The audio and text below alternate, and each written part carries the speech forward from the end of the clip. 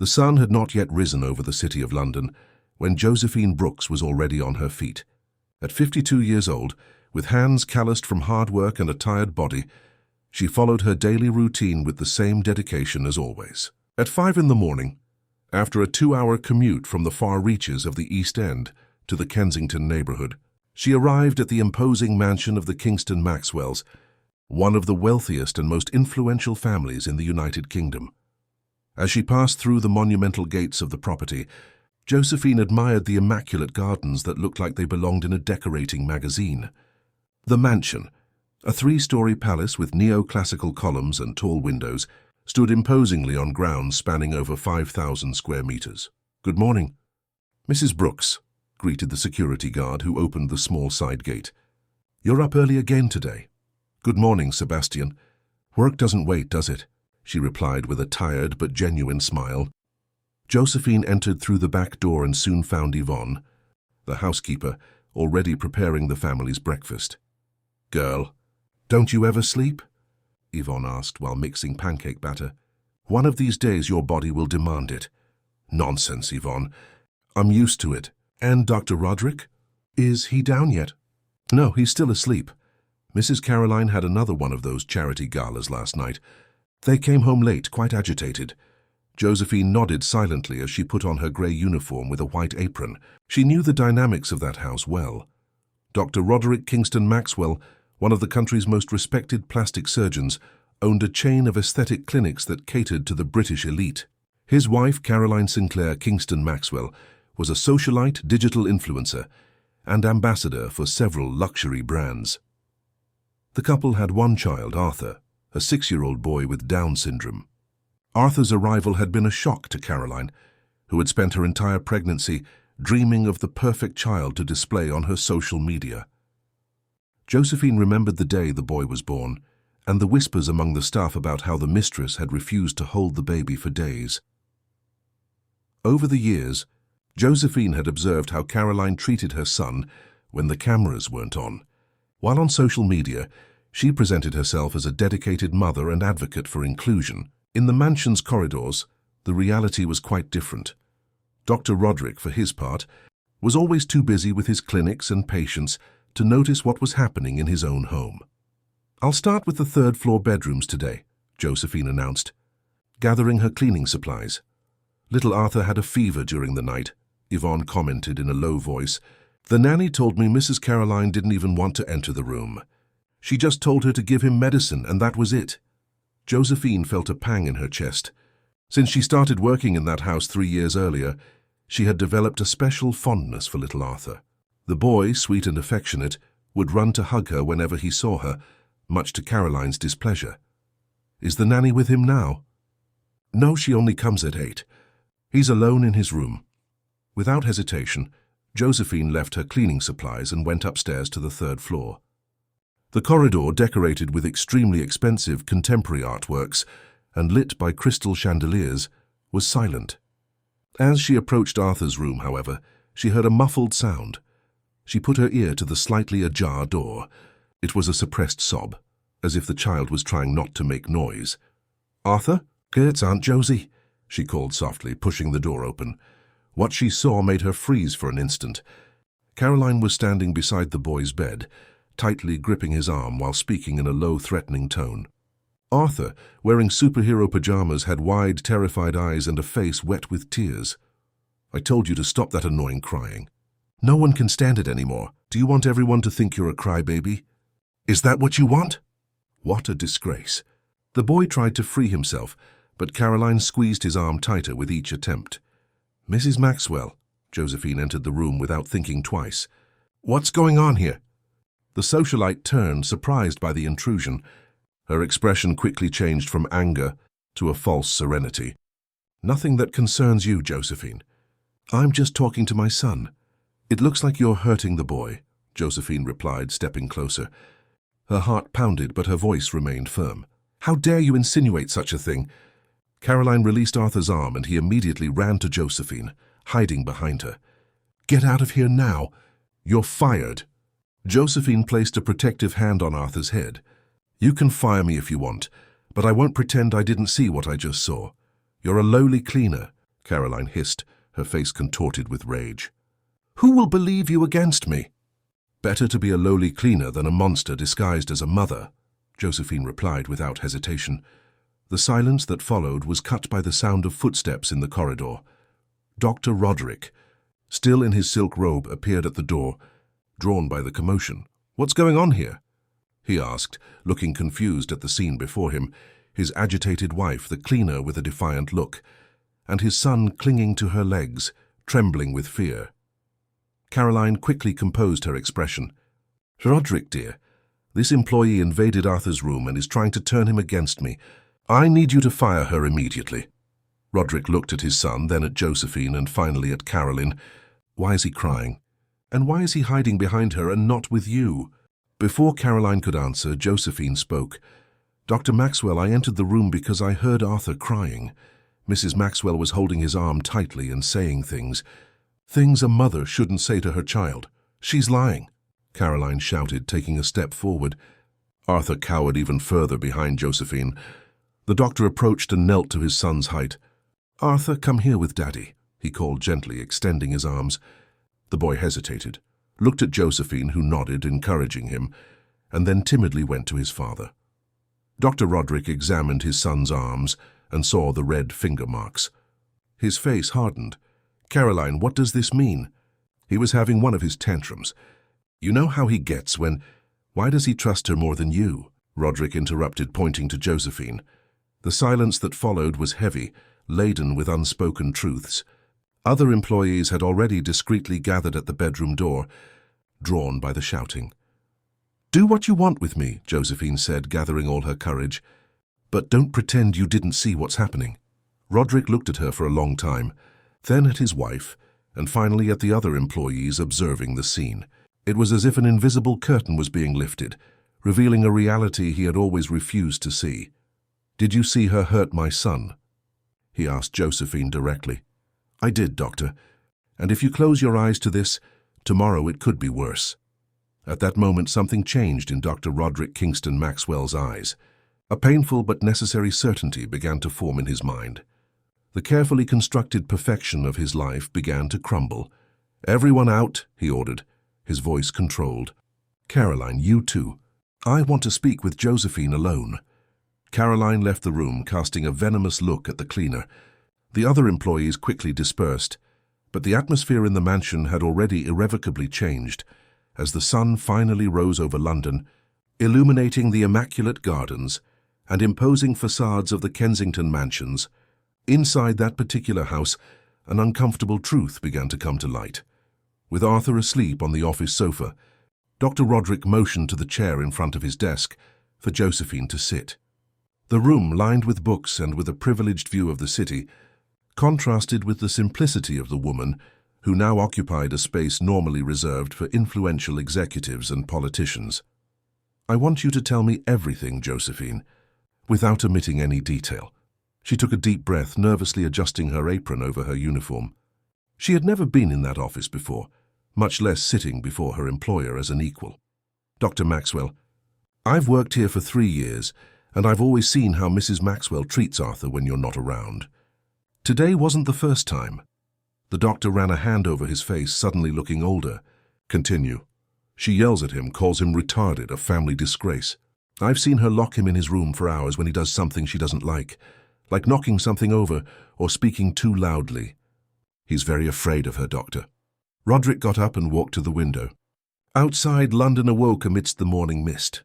The buildings of the financial centre reflected the first rays of sunlight, creating an almost surreal landscape of concrete and light. "Why didn't anyone tell me this before?" Josephine lowered her head. "You're almost never home, Doctor. And Mrs. Maxwell, she has a lot of power here. Everyone is afraid of losing their job. And you aren't." She looked at the boy sleeping on the sofa, his features now serene in contrast to the terror of minutes before. "I'd rather be fired than be an accomplice." That simple phrase, spoken sincerely by a woman who had nothing but her integrity, hit Roderick like a punch. He approached his son and gently stroked his hair. "Yvonne," he called loudly. The housekeeper quickly appeared at the door. "Yes, Doctor?" "Call Sebastian from security. I want the camera footage." from the hallway and Arthur's room for the last 3 months. Yvonne's eyes widened, but she merely nodded and left to carry out the order. Caroline, who was waiting in the living room, noticed the movement and tried to intercept the housekeeper. "What's he doing in there with that cleaner?" Yvonne, for the first time in 15 years of service, ignored a direct question from her mistress and continued on her way to the security room. In the office, Roderick continued to talk with Josephine, who now reported other incidents she had witnessed or heard about. Anthony, the gardener, once saw her forcefully push Arthur when he wanted to show her a flower he had picked. The boy fell and cut his knee. "She told you he had tripped on his own, remember?" Roderick remembered. He remembered many explanations he had accepted without question over the years. Unexplained falls, night cries, the way Arthur cowered when his mother raised her voice. Signs that he, as a doctor, should have recognized, but that the busy and absent husband had chosen to ignore. "Why do you care so much about my son, Josephine?" The question caught the cleaner by surprise. She thought for a moment before answering. "Doctor, I had a brother with Down syndrome, Joachim. He passed away 10 years ago at 40 years old. My mother raised him with all the love in the world, even being poor and uneducated. When I see Arthur, I remember my brother. He was pure love, just like your son. No one deserves to be mistreated, especially a special child like him." Sebastian, the head of security, entered the office carrying a laptop. "Doctor, I brought the footage you requested." Roderick gestured for him to place the computer on the desk. "Show me the recent incidents in Arthur's room." Sebastian cast a hesitant glance at Josephine, but Roderick was emphatic. "She stays." She was the only one brave enough to tell the truth in this house. The next 2 hours were painful. The security camera footage, installed in every room of the mansion at Caroline's insistence, who feared robberies and kidnappings, now revealed a reality far darker than any external threat. Scenes of Caroline yelling at Arthur, shaking him by the arms, locking him in the dark room when he cried, ridiculing him when he had difficulty speaking or performing simple tasks. Contrasting with these images were captured moments of Josephine playing with the boy, reading stories to him, teaching him to fold napkins into little airplanes, always with patience and affection. "This is systematic," Roderick murmured, feeling a growing nausea. "This is abuse." Sebastian nodded silently. Josephine wiped a tear that ran down her tired face. "There's more, Doctor," the security guard said reluctantly. "Mrs. Maxwell. She was instructing the previous nanny, Thais, to give Arthur sedatives without your authorization, so he would be less agitated during social events." The revelation struck Roderick like lightning. He remembered how Arthur had been strangely apathetic during Caroline's birthday party a few months ago. As a doctor, he should have noticed. As a father, he should have questioned. But he was always too busy, always trusting too much. Where is Thais now? "Mrs. Maxwell fired her 2 weeks ago. Said she was stealing jewelry." "Find her," Roderick ordered. "Offer her double what she was earning here to testify." As Sebastian left to carry out the new order, Roderick turned to Josephine, who remained seated, her shoulders now slumped with fatigue and tension. "You're fired," he declared, surprising her. Josephine felt a pang in her chest, but maintained her dignity. She had done what was right, regardless of the consequences. "I understand, Doctor. I just ask that you protect Arthur." "No, Josephine, you don't understand." Roderick gave a tired half-smile. "You're fired as a cleaner. I want you to be the new person responsible for Arthur's care, full-time with a comparable salary. No one else in this house has shown him as much love as you." Josephine's eyes filled with tears. On the sofa, Arthur stirred and opened his eyes, looking around until he found the familiar face of the cleaner. He smiled and reached out his arms to her. "Aunt Josie," he called with his slightly slurred speech, "tell the story of the little elephant." Josephine looked at Roderick, who nodded, authorizing.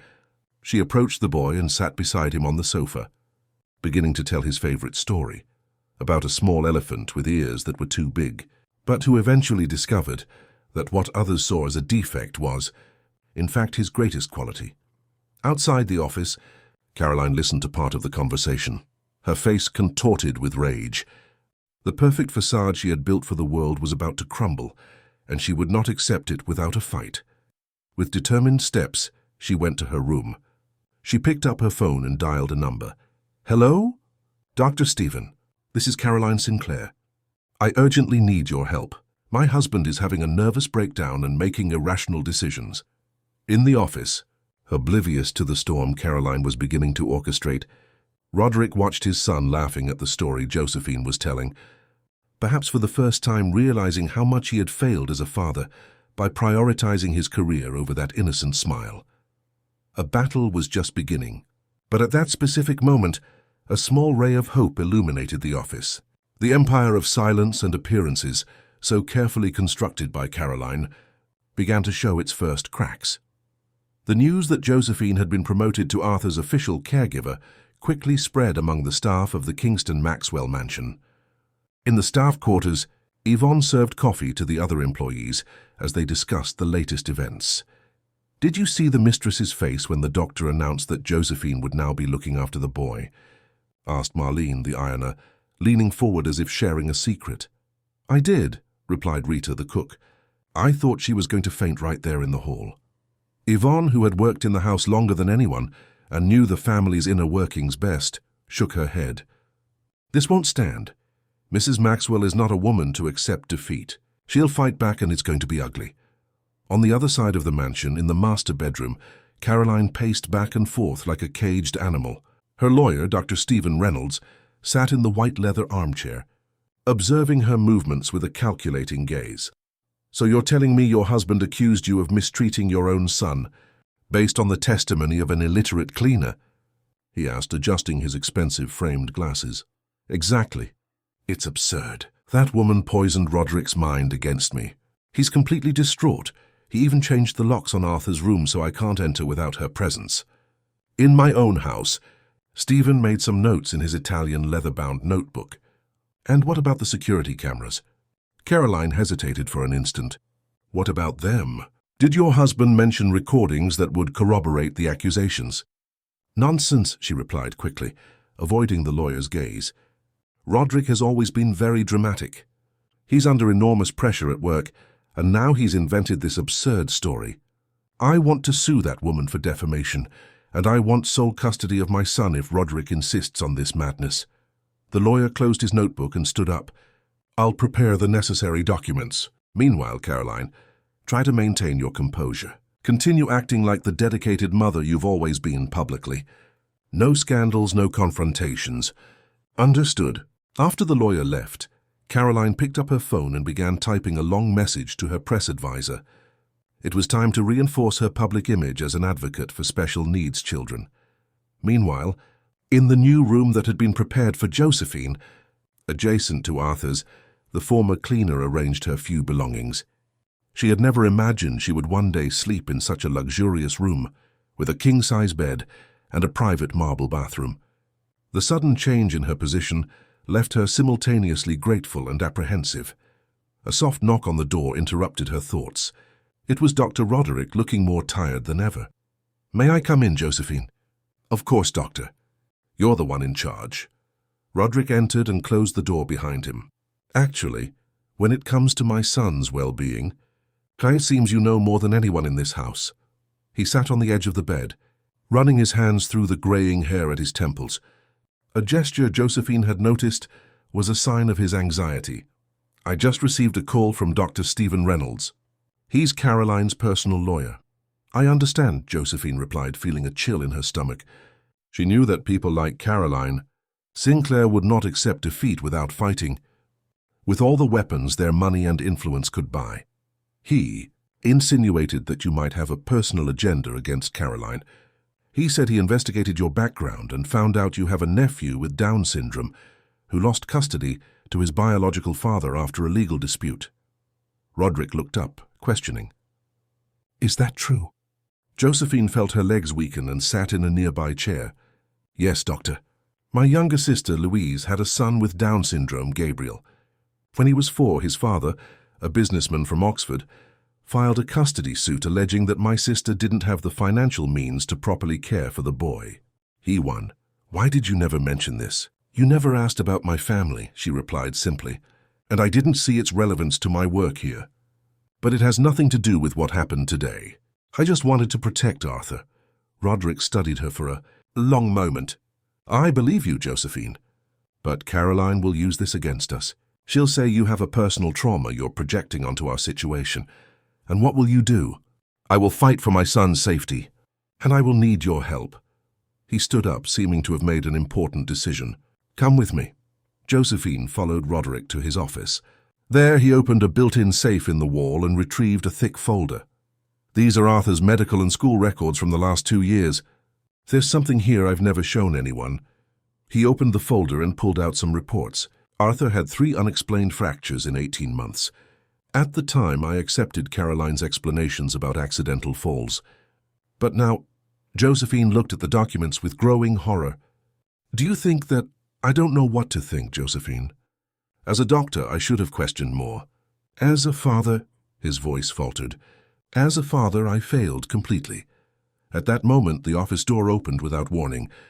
Caroline entered, accompanied by 2 men in suits. One of them Josephine recognized as Dr. Stephen. The other was a stranger. What is the meaning of this, Caroline? Roderick stood up, irritated by the intrusion. This is Dr. Michael Smith, a psychiatrist, Caroline introduced with a cold smile. He's here to assess your mental state, dear. I've been worried about your erratic behavior and your unfounded accusations. Have you lost your mind? Roderick gave an incredulous laugh. On the contrary, I am very lucid and concerned about our family's well-being. You are clearly under immense stress, firing qualified employees and replacing them with, well, she looked at Josephine with contempt. Get out of my office, Caroline. And take your bodyguards with you. Dr. Smith took a step forward. Mr. Maxwell, I understand your resistance. Many patients in crisis react this way initially.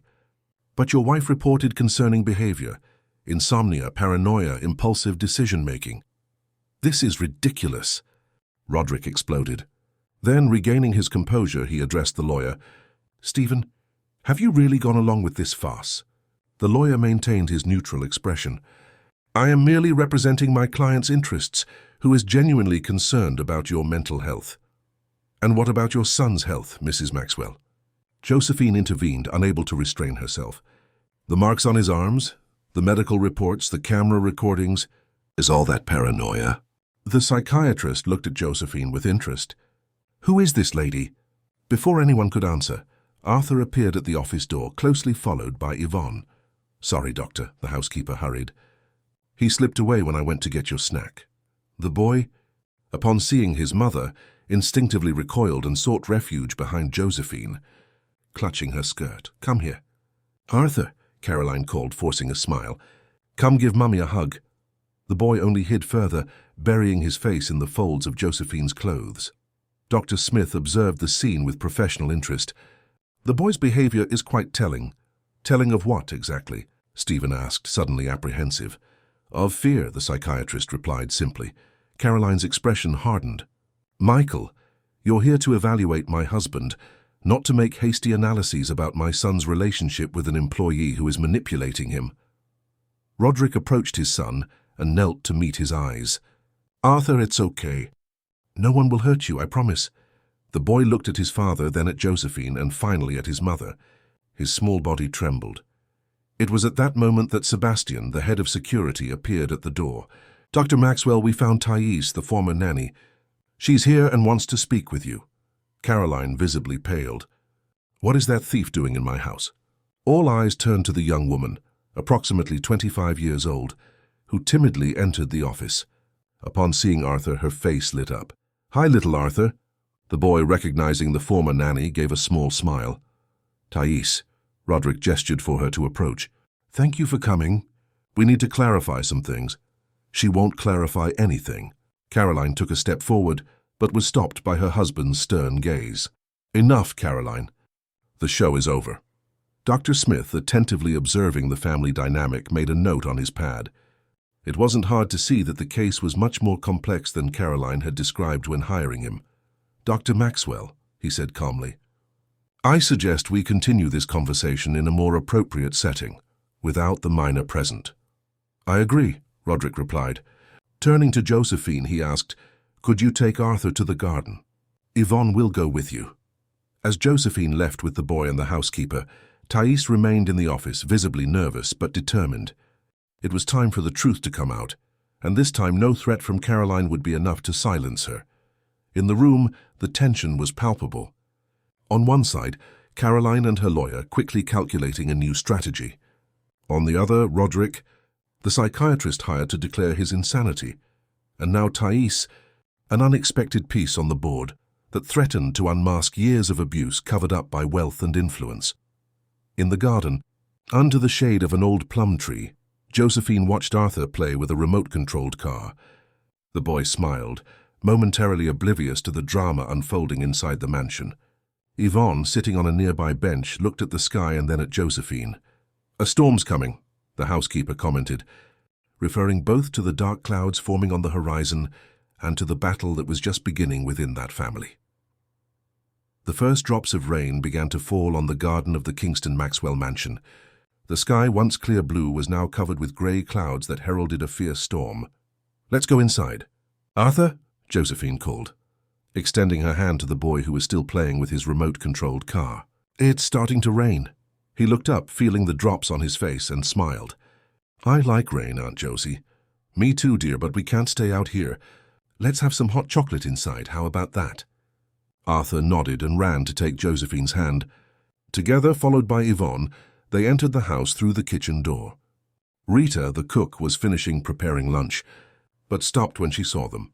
"Mrs. Brooks," she said, still getting used to the former cleaner's new position. "The doctor asked to take the boy to his room. He said you should stay there with him until further notice." Josephine exchanged a worried look with Yvonne. Something important must be happening in the office. Upstairs, while helping Arthur change his clothes, Josephine couldn't stop thinking about Thais and what the former nanny might be revealing at that moment.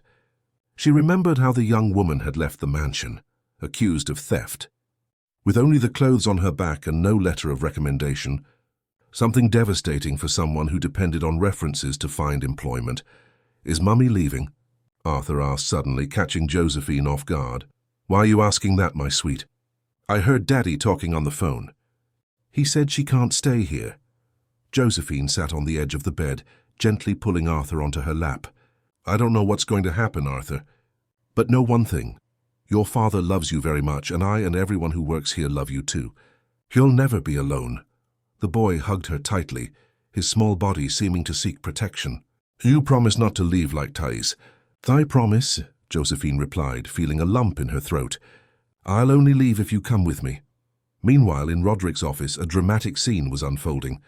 Thais, the former nanny, had just revealed disturbing details about the treatment Caroline gave her son when she was alone with him. "She forced me to give Arthur sedatives before social events," Thais reported, her voice trembling. "She said she didn't want him to embarrass guests with his behavior.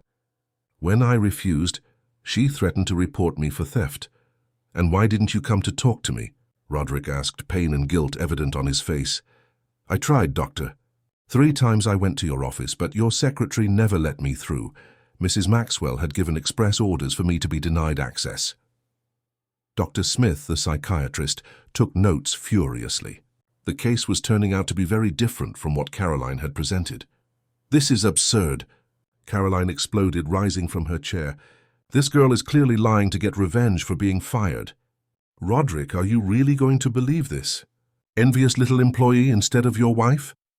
"I have proof," Thais said calmly, pulling a cell phone from her pocket. "I recorded several conversations between us. At the time, it was my insurance, in case she carried out her threat to report me for theft. I never thought I'd need to use this, but—" Stephen Reynolds, Caroline's lawyer, intervened. "That's illegal. Recordings without consent have no legal validity." "They don't need to have legal validity," Roderick replied, reaching out to take Thais's phone. "They just need to show me the truth." As everyone silently listened to the recordings, Caroline's voice ordering Thais to give the boy medication, threatening her, calling her own son retarded and a family disgrace. The lawyer's face lost color. Even for a professional accustomed to defending difficult clients, this was too much. "Caroline," Stephen finally said, "we need to talk privately." "We have nothing to talk about privately," she shouted, completely losing her composure. "It's all a conspiracy against me. First, that disgusting cleaner, now this lying little thief. Roderick, you're being manipulated." Dr. Smith cleared his throat. "Mrs. Maxwell, as a professional, I strongly recommend that you remain calm and consider the implications of your current behavior. And you? Caroline turned to the psychiatrist. I hired you. You should be on my side. Tarkan, I was hired to make an impartial professional assessment, madam, and what I am witnessing. He paused significantly. Well, let's just say it doesn't corroborate the account you initially presented to me. At that moment, Roderick's phone rang. It was Josephine. Doctor, I'm sorry to interrupt, but Arthur has a fever, 38.5 degrees Celsius. I gave him an antipyretic, but he says his head hurts a lot. I'm coming, Roderick replied, then hung up. Turning to those present in the office, he announced, My son needs me. This meeting is adjourned. I'm coming with you, Caroline said immediately. He's my son too. Don't even think about it, Roderick replied with a harshness that surprised everyone. You won't go near him until we resolve this situation. Dr. Smith, I'd like you to accompany me to evaluate Arthur. The psychiatrist nodded, picking up his briefcase. Thais, unsure of what to do, remained seated. You're coming too, Thais, Roderick said. Arthur will be happy to see you. When the three left the office, they left behind a Caroline livid with rage and a visibly uncomfortable lawyer. This won't stand. Caroline hissed when she was finally alone with Stephen. He won't take my son and my status away from me like this. Not after everything I've built. Caroline, as your lawyer, I need to warn you that your position is extremely fragile. We have compromising recordings, employee testimonies, and now even the psychiatrist you yourself hired seems inclined to support your husband's version. Are you giving up on me? She asked, narrowing her eyes. I'm being realistic. Perhaps it's time to negotiate. Accept a favorable separation agreement before this goes to court or worse, to the press. The mention of the press made Caroline shiver. Her carefully constructed image on social media of a dedicated mother and advocate for special needs children would be destroyed in a matter of hours if those recordings leaked. Her contracts with luxury brands, her partnerships with NGOs, her position in London high society, everything would crumble. I need to think, she finally said. Leave me alone. In Arthur's room, Josephine applied cold compresses to the boy's forehead as he groaned in pain. When Roderick entered, accompanied by the psychiatrist and Thais, Arthur's face lit up at the sight of the former nanny. Thais, he exclaimed, extending his arms for a hug. Hi, my little one, she approached, kissing his warm forehead. You're sick, aren't you? But you'll get better soon. Roderick observed the interaction with a mixture of relief and sadness. The affection Thais had for his son, as well as Josephine's, was evident. How could he have been so blind for so long? Dr. Smith carefully examined Arthur, checking his eyes, throat, and reflexes. It's probably just a virus, he concluded. But considering the history, I recommend he be examined by a pediatrician just to be sure. And also, he hesitated, looking at Roderick seriously, I recommend a complete psychological evaluation. Children who go through traumatic situations often somatize emotional stress. Roderick nodded, guilt weighing on his shoulders. I'll arrange all that immediately. At that moment, the sound of breaking glass echoed down the corridor. Josephine and Thais exchanged apprehensive glances as Roderick quickly left the room to investigate. In the master bedroom, Caroline was standing amidst shards of glass, an extremely expensive Italian crystal vase that had been a wedding gift from a senator friend of the family. In her hand, she held a half-empty bottle of whiskey. What do you think you're doing? Roderick asked, observing his wife's altered state. What do you think you're doing? She retorted, swaying slightly. Do you think you can replace me with that cleaner? Do you think she'll be a better mother to our son? Fair Caroline, you're drunk. Go to sleep and we'll talk later. Don't tell me what to do, she screamed, throwing the bottle against the wall where it shattered, scattering whiskey and glass. This house is mine. This life is mine! Do you think you're someone because of your ridiculous clinic? Do you know who got you all those clients? Me, my contacts, my influence. Roderick took a deep breath, trying to remain calm. This isn't about your social life or my career, Caroline. It's about our son's well-being. Our son, she let out a bitter laugh. Do you know what it's like to have a defective child? Do you know what it's like to be looked at with pity by other mothers? Poor Caroline, so beautiful, so successful, and with a mongoloid child. Do you have any idea what that means for a woman like me? Each word was like a stab for Roderick, not only for the cruelty, but also because it revealed how deep the dysfunction in their marriage was, how distorted his wife's values were. "Arthur is not defective," he replied with a controlled voice. "He is perfect exactly as he is. The defect lies in those who cannot see that." Caroline staggered forward, approaching Roderick dangerously. Her face, normally impeccable thanks to the best aesthetic treatments money could buy, was contorted into a mask of hatred. "You won't take my son from me. Do you hear me? I will destroy you, your career, your reputation. I will tell the world that you abuse me, that you are a negligent father, that... Enough, Caroline." Roderick's voice thundered through the room. "Look at yourself. Look at what you've become.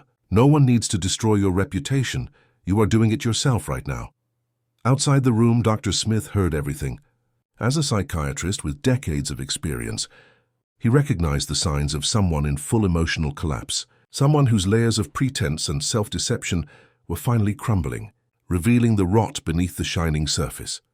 In Arthur's room, Josephine softly sang a lullaby, trying to drown out the screams coming from the corridor. Thais helped her, telling stories and making funny faces to distract the boy.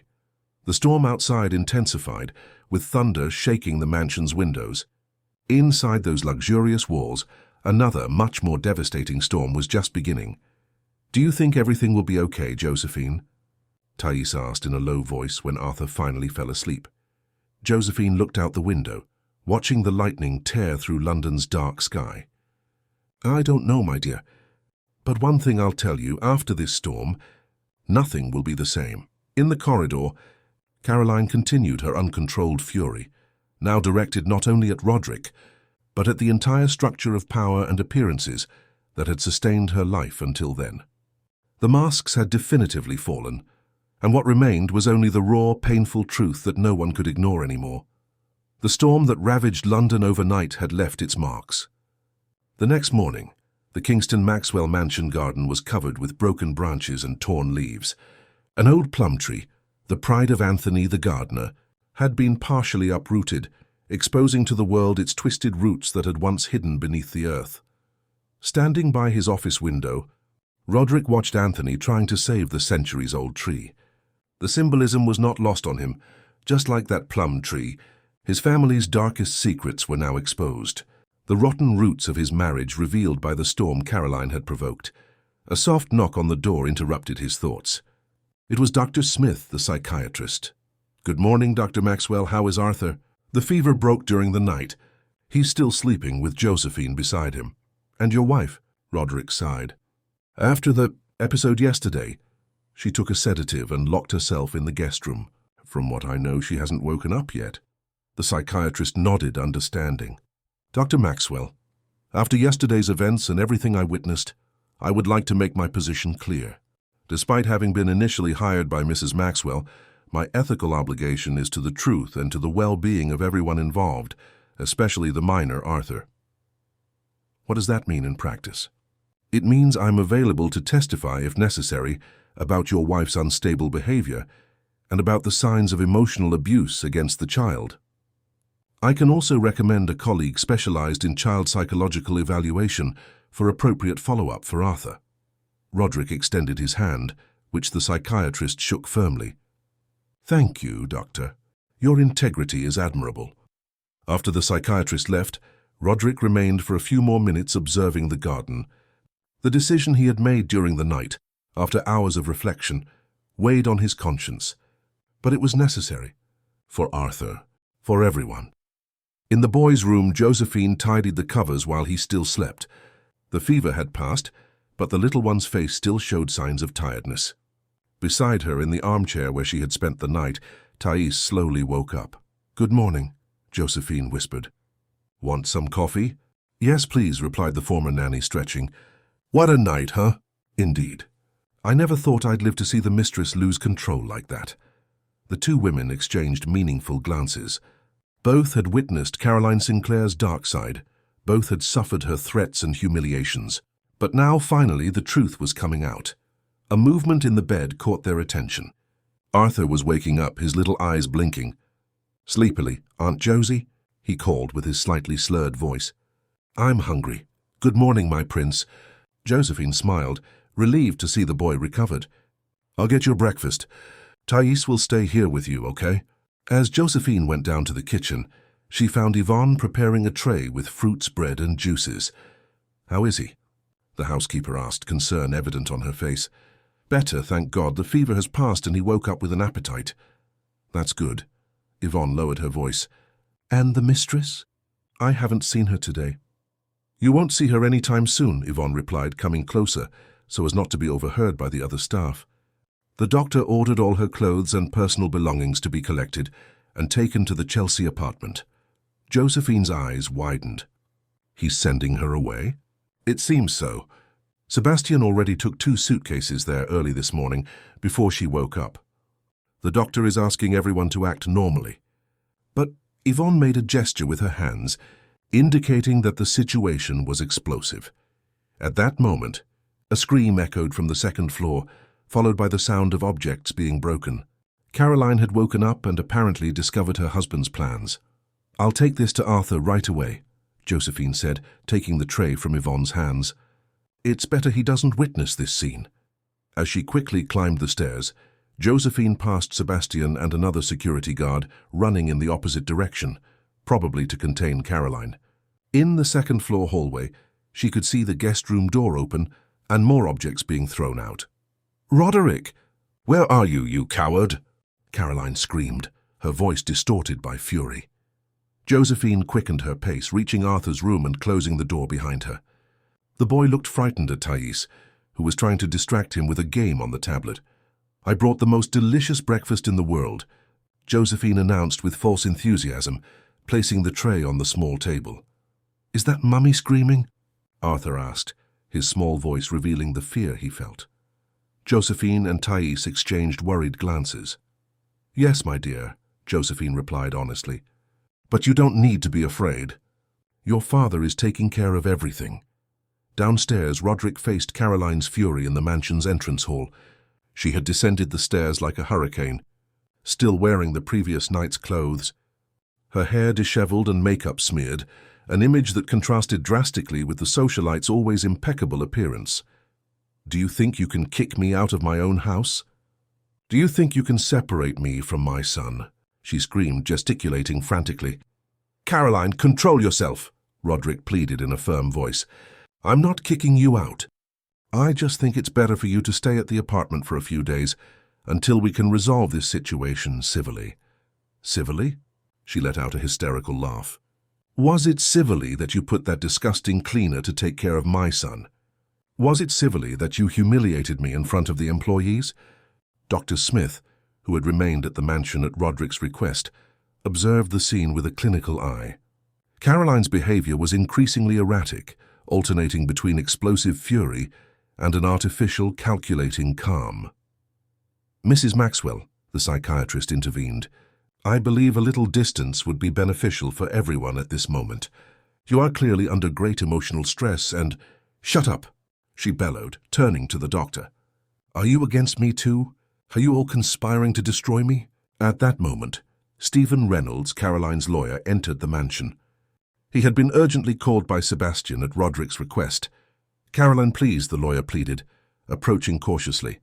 "Let's talk privately. I have nothing to talk about. I want my son Arthur," she screamed, turning towards the staircase. "Mummy is here." "Come, son." Roderick signaled for the security guards to block access to the stairs. "No, Caroline. You will not see Arthur while you are in this state." That was the last straw. Caroline lunged at her husband with her hands raised like claws, ready to physically attack him. Sebastian quickly restrained her, holding her firmly but without hurting her. "Let me go!" "Let me go now," she struggled, kicking and trying to bite the security guard. Dr. Smith approached Roderick. "She needs medical restraint. This behavior is potentially dangerous for her and for others." Roderick nodded, the pain evident in his eyes. As much as Caroline had done, as much as she had mistreated his son, seeing her in that state of complete collapse was devastating. For years they had built a life together, shared dreams and plans. Where had the disintegration of that relationship begun? "Take her to St. Thomas's Hospital," Roderick instructed the lawyer. "I've already called Dr. Maurice Sinclair. He's waiting. He's Caroline's cousin and head psychiatrist of the psychiatric ward. He'll take care of her discreetly. Stephen nodded, grateful for Roderick's sensitivity in choosing a first-rate hospital and a doctor who was Caroline's relative. Even in the midst of that crisis, he showed consideration. "I'll destroy all of you," Caroline screamed as she was led out of the mansion. "You'll regret this, Roderick. I'll take everything from you." Everything? When the car finally departed, carrying Caroline, her lawyer, and a nurse that Dr. Maurice had sent preventively, a heavy silence fell over the mansion. "Doctor," Yvonne called timidly. "Are you all right?" Roderick took a deep breath, running his hands over his tired face. "I'll be fine, Yvonne." "How is Arthur?" "Having breakfast with Josephine and Thais. He heard the screams, but the girls are distracting him." "Thank you." He turned to Dr. Smith. "What do you think?" The psychiatrist adjusted his glasses, choosing his words carefully. "Mrs. Maxwell shows signs of an untreated personality disorder, possibly exacerbated by recent stress. However, this does not justify or diminish the severity of the mistreatment of your son. My professional recommendation is that Arthur remain exclusively under your care and that of trusted individuals, such as Josephine, until a complete evaluation is done by specialists." Roderick nodded, thanking the doctor. Then he slowly climbed the stairs, mentally preparing for what he would say to his son. How to explain to a 6-year-old child that his mother had been taken to a psychiatric hospital. How to protect him from trauma without completely hiding the truth. Upon reaching Arthur's bedroom door, he paused for a moment, listening to the laughter coming from inside. His son was laughing, a sound he realized he didn't hear often enough. Josephine and Thais were telling funny stories, and the boy was giggling with that unique purity of children. At that instant, Roderick knew he had made the right decision. Painful, yes. Difficult, no doubt. But right. Because the absolute priority was Arthur's well-being, not social appearances, not his career, not the financial empire he and Caroline had built. In the garden, Anthony had managed to prop up the partially uprooted plum tree. With care and attention, perhaps it would survive the storm and bear fruit again. Just like his family, Roderick thought, damaged, exposed, but still with a chance to heal. He gently knocked on the door and entered the room, greeted by Arthur's bright smile. "Daddy, Aunt Josie and Thais are teaching me how to make napkin airplanes look." The boy proudly showed off his crumpled paper creation that only remotely resembled an airplane. "It's beautiful, son," Roderick replied, sitting on the edge of the bed and hugging the boy tightly. "Wonderful."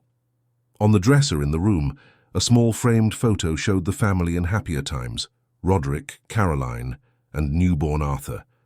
An image that now seemed to belong to another life, to people who no longer existed. The doctor looked at Josephine, who observed him with understanding in her experienced eyes. That simple woman, without formal education, but with a wisdom that came from life, had seen what he, with all his diplomas and titles, had been unable to see. "Thank you," he murmured, knowing that the word was insufficient to express the gratitude he felt. Josephine merely smiled and nodded. No words were needed for both of them to understand what had changed in that house and what still needed to be done. 6 months had passed since the storm that forever changed the course of the Kingston Maxwell family. Autumn gently arrived in London, painting the mansion's garden with golden and orange hues. Sitting on a bench under the plum tree, now fully recovered from the storm, Josephine watched Arthur run across the lawn, chasing a kite that Sebastian, the security guard, was flying for him. The boy was transformed, more talkative, more confident, and most importantly, happier. The weekly sessions with Dr. Louisa, a child psychologist specializing in children with Down syndrome, were working wonders. "He's almost unrecognizable, isn't he?" Roderick's voice interrupted her thoughts. The doctor approached along the stone path carrying a tray with lemonade. "True, doctor. He seems like a different child." Roderick smiled, placing the tray on the garden table and sitting beside Josephine. In recent months, a comfortable routine had established itself between them. Roderick had drastically reduced his hours at the clinic to spend more time with his son. Josephine continued as Arthur's official caregiver, but now with a very different status in the house. She was almost a family friend, confidant. "I received news from Caroline today," Roderick commented, pouring a glass of Lemonade for Josephine. How is she? Better, according to Dr. Maurice. The treatment is working. She asked to see Arthur. Josephine felt a chill in her stomach. Will you allow it? Yes, but with Dr. Louisa's supervision. They will be controlled visits at her office. Caroline is his mother, Josephine. No matter how many mistakes she has made, I cannot simply erase her from Arthur's life. Josephine nodded, understanding. During these months, she had learned a lot about compassion by observing how Roderick handled the situation. Instead of publicly exposing Caroline or seeking revenge, he had ensured she received proper treatment, away from the spotlight and the gossip of London high society. The divorce was underway, but discreetly and civilly. Do you think I'm doing the right thing? Roderick asked, revealing a vulnerability he rarely showed. I do, Doctor. Arthur needs his mother, even if in a different way now. And Mrs. Maxwell needs a chance to redeem herself if she can. Arthur came running towards them, his face red with excitement. Daddy, Aunt Josie, I did it. Sebastian taught me how to fly the kite by myself. How wonderful, my love. Josephine hugged him, feeling the warmth of the small body against hers. It was incredible how attached she had become to that child, as if he were her own son. I'm very proud of you, champion, Roderick said, affectionately ruffling his son's hair. Want some lemonade? As Arthur drank his lemonade, excitedly recounting his kite adventures, Yvonne approached. Dr. Thais has arrived. Since the day of the crisis, Thais had been reinstated to the mansion's staff, no longer as a nanny, but as Arthur's educational assistant. A pedagogy student, she now assisted the boy with his school and therapeutic activities. Tell her to come here to the garden, Roderick replied. We're having a family moment. The word family did not go unnoticed by Josephine. Indeed, over these months, something akin to a family had formed there. Roderick, Arthur herself, Thais, and even the other staff, who now worked in a much lighter and more harmonious environment. Thais arrived in the garden, carrying some books and educational games. Good afternoon, everyone. Look what I brought, Arthur. That logic sequence game you loved at school. Yay. The boy ran to hug the young woman, who reciprocated with affection. I'll let you all get to work, Roderick said, standing up. I have some calls to make. Josephine, can we talk after dinner? I have something important to discuss. Of course, Doctor. During the rest of the afternoon, Josephine assisted Thais with Arthur's educational activities. The boy's progress was remarkable. Previously withdrawn and fearful, he now expressed himself more easily, learned new concepts with enthusiasm, and most importantly, showed a self-confidence he had never had under his mother's critical gaze. That night, after dinner and after putting Arthur to bed, Josephine found Roderick in his office. He seemed nervous, pacing back and forth. You wanted to speak with me? She asked, still maintaining the formality that, despite the new dynamic, she had never completely abandoned. Yes, Josephine. Please sit down. He indicated the armchair in front of his desk. I have a proposal for you. A proposal. In recent months, you have become fundamental not only to Arthur, but to this house as a whole. You brought light into our lives in a time of darkness. Josephine felt her face flush with the compliment. I only did what any decent person would do, Doctor. No, Josephine, you did much more. You had the courage I lacked for years. The courage to face the truth, even knowing you could lose your job, your livelihood. Roderick took a deep breath before continuing. I am restructuring my life and Arthur's. The separation from Caroline will be finalized in a few weeks. And I am planning to move to a smaller, cozier house. This mansion. He looked around at the expensive furniture and valuable artworks. This place was never really a home. It was more a backdrop for Caroline's social ambitions. I understand, Josephine said, feeling a pang in her chest. Was he dismissing her now that things were resolving? I want you to come with us, Josephine. Not as an employee, but as part of the family. She blinked, confused. What do you mean, Doctor? I know it might seem hasty, but these months have shown me what truly matters in life. And what matters is having people who sincerely love us by our side. People like you. Roderick stood up and approached her, holding her calloused hands in his. I am asking you to consider a new arrangement. One where you would no longer be Arthur's contracted caregiver, but his legal guardian, with all the rights and responsibilities that entails, a kind of second mother. Josephine felt tears well up in her eyes.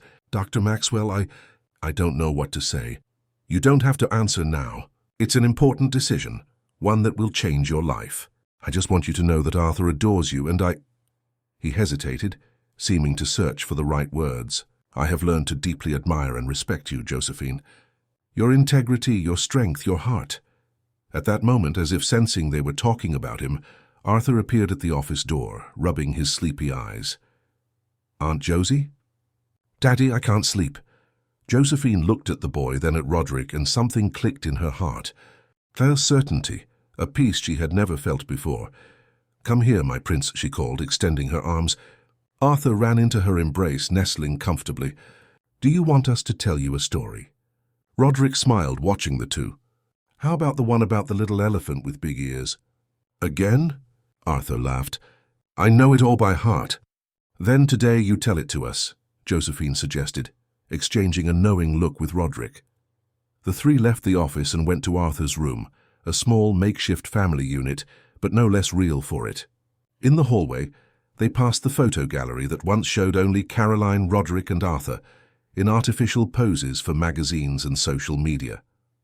Now new picture frames displayed spontaneous moments. Arthur with a face smeared with ice cream, Josephine teaching him to plant a seedling in the garden, Roderick sleeping on the sofa with his son in his lap, Thais and Arthur in costumes from the last carnival. Real memories of a real family. The next morning, while preparing Arthur's breakfast, Josephine was surprised by an unexpected visit. Thais entered the kitchen with an envelope in her hands. Josephine, did you see this? It arrived early today. It was a letter from Caroline. Not for Roderick nor for Arthur, but for Josephine. With trembling hands, she opened the envelope. Dear Josephine, the letter began. I write not to ask for forgiveness, for I know what I did is unforgivable. I write to thank you. To thank you for doing what I did not have the courage to do, protect my son. To thank you for showing Roderick the truth he refused to see. And to thank you especially for giving Arthur the love that, in my obsession with perfection and status, I failed to give. The treatment is helping me understand my flaws, my demons. I know I can never undo the harm I caused, but I hope one day to at least be a positive presence in my son's life. Not as a full-time mother, that role you deserve much more than I do, but as someone who has learned from her mistakes. Roderick told me about your plans, about the new house, about the possibility of you becoming Arthur's legal guardian. I want you to know that I not only support this decision, but I consider it the best thing for my son. You are the mother he deserves to have. With gratitude and respect, Caroline. Josephine slowly folded the letter, silent tears streaming down her face. Thais hugged her, understanding the magnitude of that moment. She's really changing, the young woman commented. We all are, Josephine replied, looking out the kitchen window at the garden where the plum tree, once almost uprooted by the storm, now bloomed again. Upstairs, Arthur was waking up, calling for her as he did every morning. Aunt Josie, it's time for breakfast. Wiping her tears, Josephine composed herself and prepared to go upstairs. She had an answer to give Roderick, an answer that had matured in her heart overnight. Yes, she would be Arthur's legal guardian. Yes, she would go with them to the new house. Yes, she would be part of that unconventional family, built not by blood but by affection and courage, because sometimes in life it only takes one person, a single person willing to stand up and say this is wrong, for walls of silence to crumble and new possibilities to flourish. When Josephine entered Arthur's room, she found Roderick already there, helping his son choose his clothes for the day. The doctor looked at her, a silent question in his eyes. Good morning, my dears, she said, placing the breakfast tray on the dresser. I have something to tell both of you. Arthur and Roderick looked at her, expectant. I accept, she said simply, her heart overflowing with emotion. I accept to be your legal guardian, Arthur. I accept to be part of this family. The boy let out a cry of joy and jumped into her arms. Roderick approached, embracing both of them in a collective hug. A simple moment, devoid of luxury or ostentation, but filled with what truly mattered, sincere love. Outside, London awoke to another day, with its frantic pace and social contradictions. But within that mansion, which would soon be exchanged for a simpler, more welcoming home, a new story was beginning to be written. A story of redemption, courage, and possibilities. Story that proved that, even in the most improbable circumstances, truth and courage can break down walls of silence and pave the way for new beginnings. End of story. Dear listeners, we hope the story of Josephine, Roderick, and Arthur has touched your hearts. To continue experiencing emotions like this, we have a special playlist with other incredible stories about courage and new beginnings. Find it by clicking here on the side. If this narrative about breaking the silence and the transformative power of truth resonated with you, don't forget to subscribe to the channel and leave your like. Every day we bring unique stories that explore the complexity of human relationships and the strength of true love. We'll see you in the comments to discuss, what would you do in Josephine's place? Would you have the same courage to confront power to protect an innocent child? Share your opinion with us.